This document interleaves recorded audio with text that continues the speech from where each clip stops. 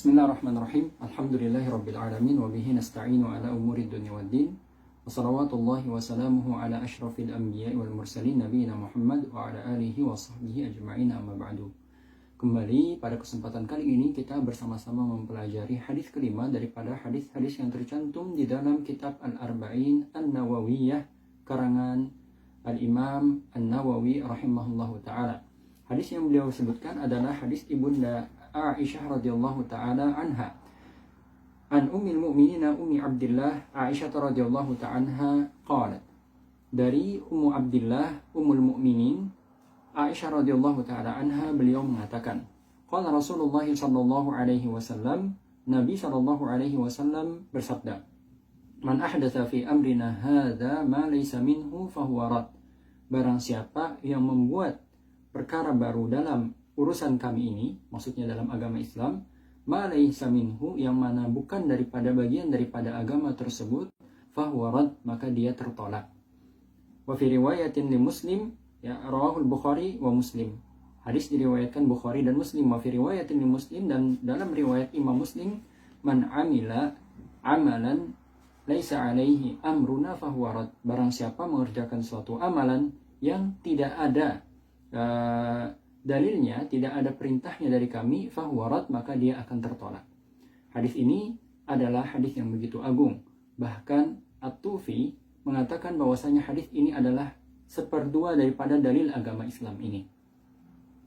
Kalau kita memperhatikan hadis ini, kita akan dapati bahwasanya ternyata ada amalan-amalan yang ditolak oleh Allah Subhanahu wa taala. Ada amalan-amalan yang dikatakan oleh Rasulullah dia tidak diterima. Padahal kita sangat butuh amalan soleh kita sebagai bekal kita yang mudah-mudahan menjadi sebab Allah Subhanahu wa ta'ala menurunkan rahmatnya dan memasukkan kita ke dalam surganya. Wa tilkal jannatul lati uristumuha bima kuntum ta'malun. Kata Allah Subhanahu wa ta'ala, dan itulah surga yang diwariskan kepada kalian disebabkan apa yang kalian kerjakan. Ya, dengan apa yang kalian kerjakan. Maksudnya daripada amalan-amalan itu. Olehnya kita berharap amalan-amalan kita diterima oleh Allah Subhanahu wa ta'ala.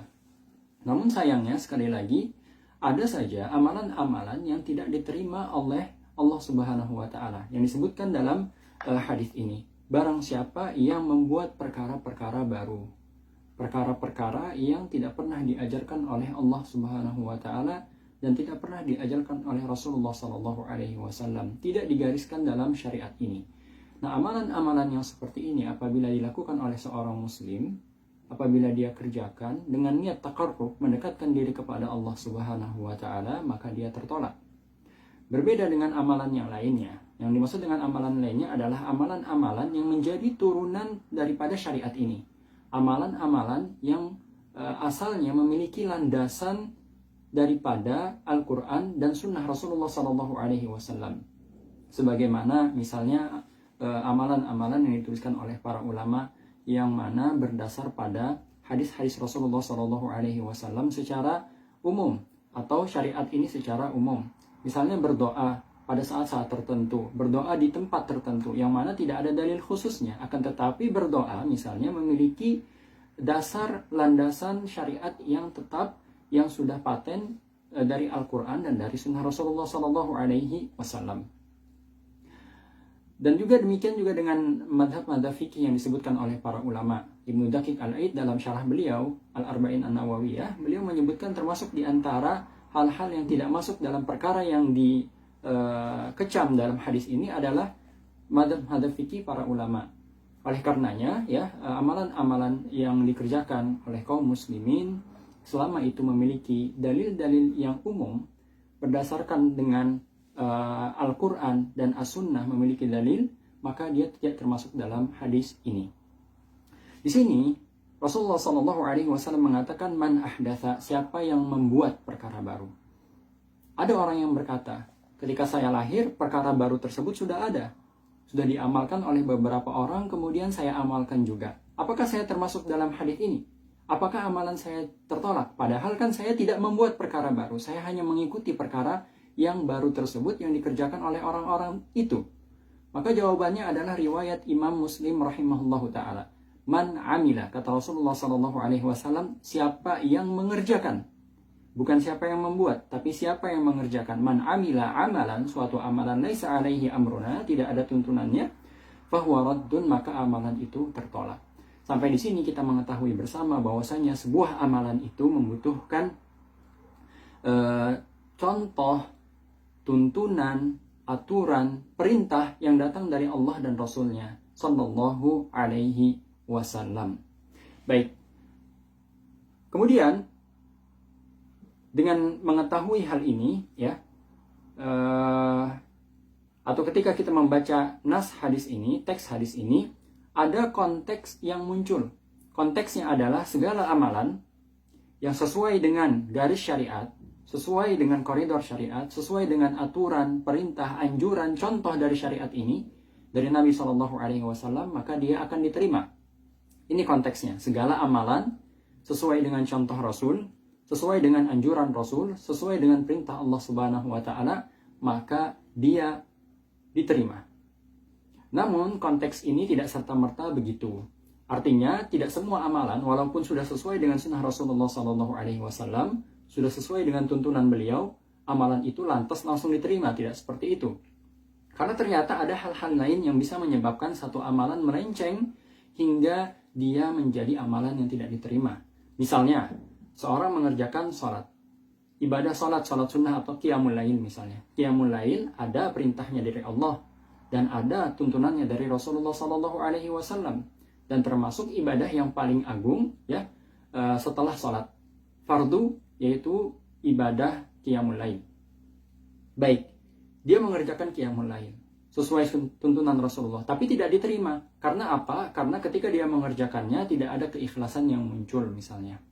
Atau ternyata dalam pengerjaan amalan tersebut, ya, pengerjaan amalan tersebut ternyata muncul hal-hal yang menjadikan amalan tersebut batal, seperti kurangnya rukunnya atau tidak sesuai tidak mengerjakan hal-hal yang wajib misalnya dalam pengerjaan ibadah tertentu tersebut seperti rukun dan lain sebagainya.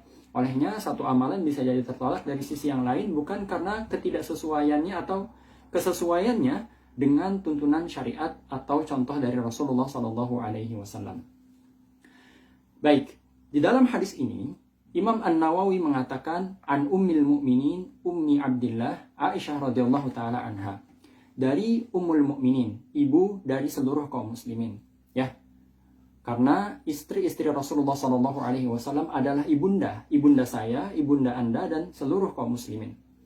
Tapi di sini ibunda Aisyah radhiyallahu taala anha dipanggil dengan sebutan Ummu Abdillah. Dalam bahasa Arab, Ummu Abdillah artinya adalah ibunya Abdullah.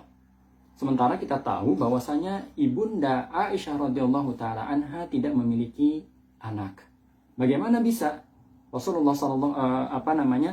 bagaimana bisa Aisyah diberi nama Ummu Abdillah?